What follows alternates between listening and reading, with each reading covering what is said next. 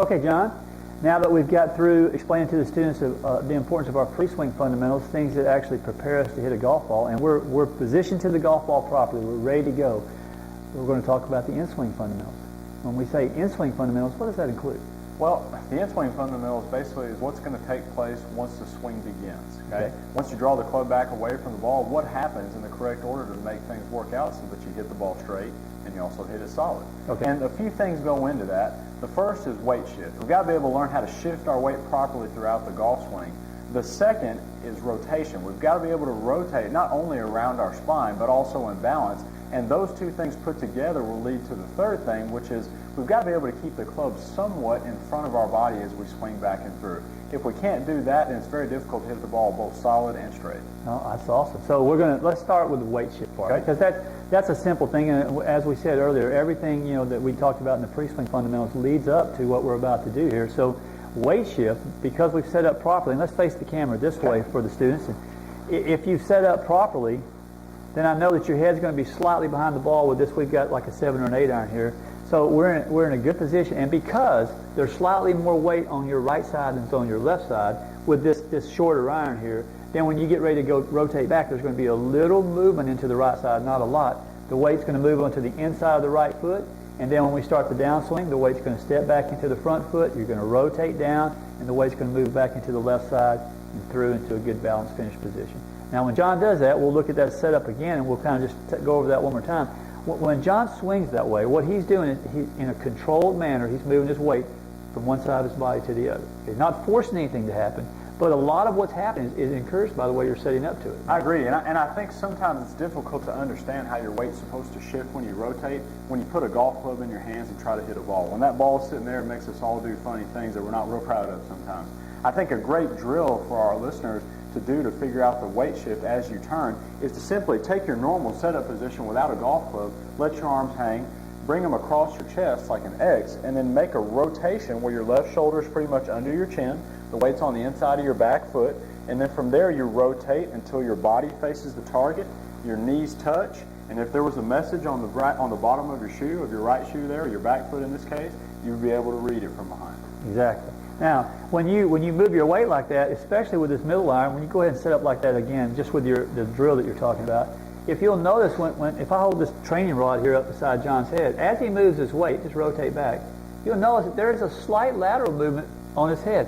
It's not a lot, okay? We're not moving off the ball 3 or 4 feet, but because of the way he's set up with the right shoulder being lower than the left, since his left hand is higher on the club than his right hand, then his shoulders are tilted. He has to have a slight movement with his upper body into his right side. If John had a necklace on and he pulled it outside of his shirt, another good drill is that necklace now would be hanging over the inside of his right foot. That's where his center is. And then because he does this in an orderly fashion, there's a slight movement with the left hip towards the target, which starts his weight moving back into his left side. A good rotation from the right hip, the right knee, and the right shoulder through. And when John finishes, he can almost pick his back foot off the ground. Okay? That's an excellent example of a good weight shift. And the weight is shifted differently depending on what club you have. Would you agree? I would agree. For example, like a sand wedge, because the ball is going to appear, as we've explained to our students, slightly farther back in their stance. There's not going to be as much lateral movement because we're going to be more on top of it. Right. Well, when you say the weight shift is different, Ray, do you mean I consciously make an effort to shift my weight differently when I hit different clubs, or do I change something else to make that happen naturally? Exactly. What we change, and this is a good point that John's making here, if we have to set up and think about everything that we do differently for all 14 clubs, we're in trouble. Mm-hmm. So John does the same thing with every golf swing he makes, as do I and as do all good players. It's the setup. It's those pre-swing fundamentals that we preach to you guys that you really need to stop and take the time to learn. They're going to help us control how much weight moves, where, and when it moves, right? Because our setup is different with a sand wedge versus that of a drive. That's right. So weight shift, very, very, very important in the golf swing, and not really a hard thing to learn, just something you got to spend a little bit of time on. The next part that John's going to demonstrate, and I'm going to go ahead and let you set up facing me this time, just a little bit here.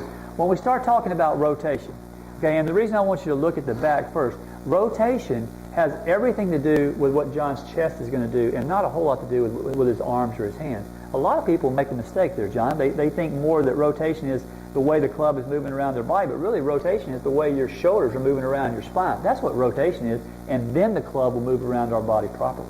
I agree. Go ahead, Ned. And I think if you do that simple drill we talked about that does the weight shift for us, I think the audience can also learn to rotate a bit better. If you'll hold that club for me there, if you'll watch me make this rotation, and if you'll put a stick on the back of my back there for me, you'll notice that when I make that turn, that spine angle is going to stay relatively the same as I go back and through. And then if I stuck my hands out like I had a golf club, I'd be in a great position at the top of the backswing right Well, I there. can see right here that the middle of your chest and your hands are directly in line with each other. So you haven't just reached back with your arms. You've actually rotated your shoulders in relationship to your target line. That's an awesome deal right there. right. And when you rotate, and when he does that again, if he puts this rod up, when he's doing his drill, like his rotation drill, if we let him hold this rod with his hands, and we rotate, you can watch the rod, and you can see that the rod is turning so that it's facing the camera. Now, he's actually turned his back to the ball. And why don't you turn around and face the camera there for a minute and give them a little bit better idea so they can see what your shoulders are doing when we're talking about rotating.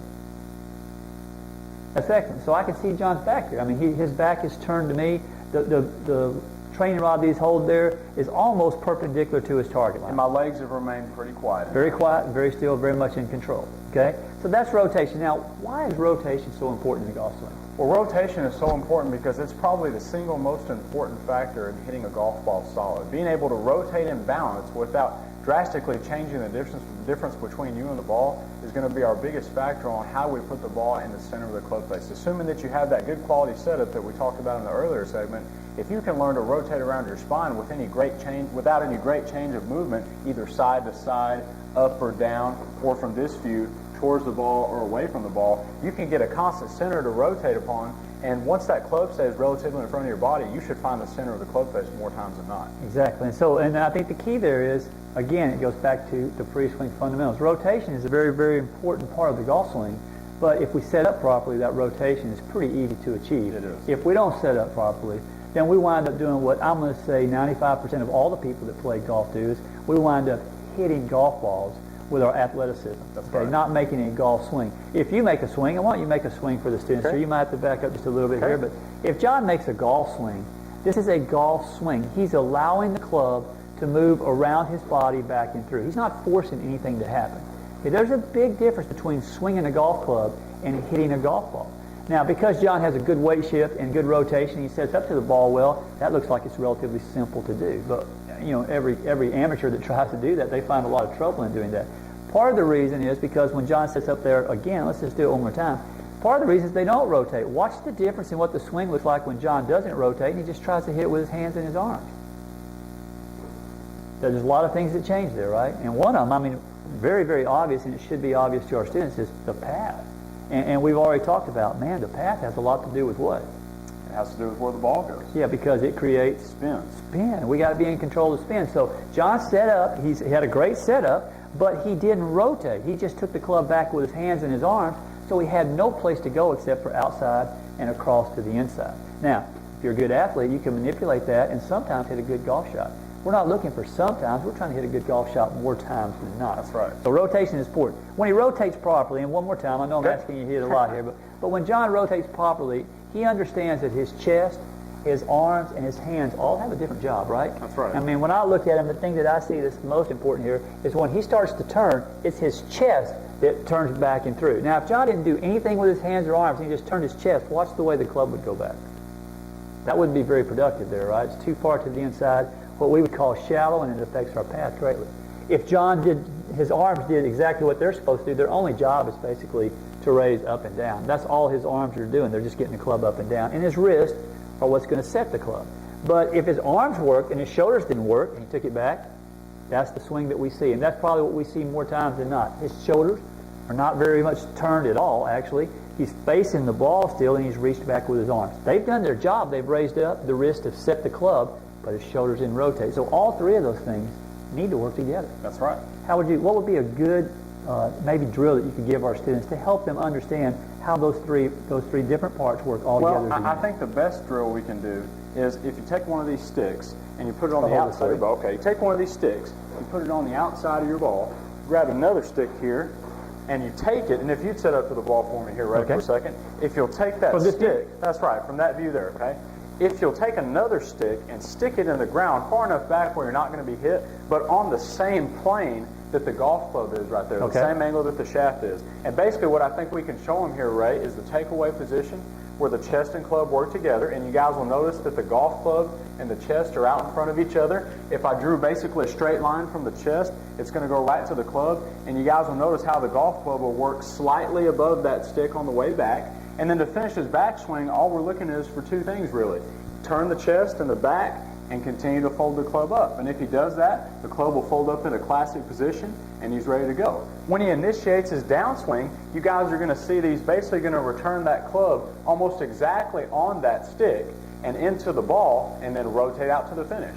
And that's basically, Ray, that's basically what we're going to call being on plane, right? Okay. Being able to keep the club somewhat out in front of your body, back and through. Too much over that stick, too much under that stick, it's going to cause us some serious problems. I agree, and I like that. Let's have you swing this again. Okay. Show the students the same thing. One of the things that I like about what he said there is this club works above this line. Let's say if you're out on the practice team, you've done what John said, and you put one of these training rods in the ground where it kind of matches that setup position.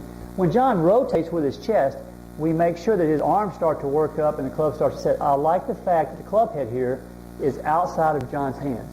Now, a lot of times this is where people struggle because they've been told or they've read or they've heard somebody say, you've got to swing inside out. Well, this club head might be outside of John's hands, but it's certainly inside of our target line. So as John rotates, he's keeping the club to the inside and up, and when he comes back down, the club is coming from the inside back into the ball in a square position and through to the finish. So I think a lot of times that's one of the reasons that you and I chose to do this video is to allow students to understand that what you hear and what's real is sometimes not the same thing. That's so right. when we say we want to swing slightly inside out because we're on that side of the ball, the club has to work somewhat inside out. That doesn't mean straight inside.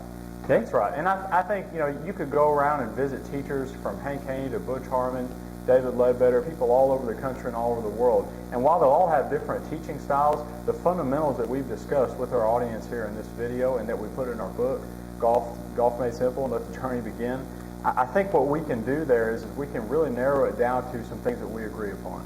Okay. And that would be set up correctly, get the fundamentals right, learn to rotate and balance, learn to shift your weight, keep that golf club out in front of you. Simple basics that we Absolutely. visited in this video. And one of the things we want to end this on, I just want to say a couple of things here, and I'm going to let you have a moment to tell your students the same thing, but people try to emulate other people's golf swings. And we see that all the time. I grew up, trying to do that, as did you. We all have our heroes, and we all try to swing, like people that we think swing at it really, really well.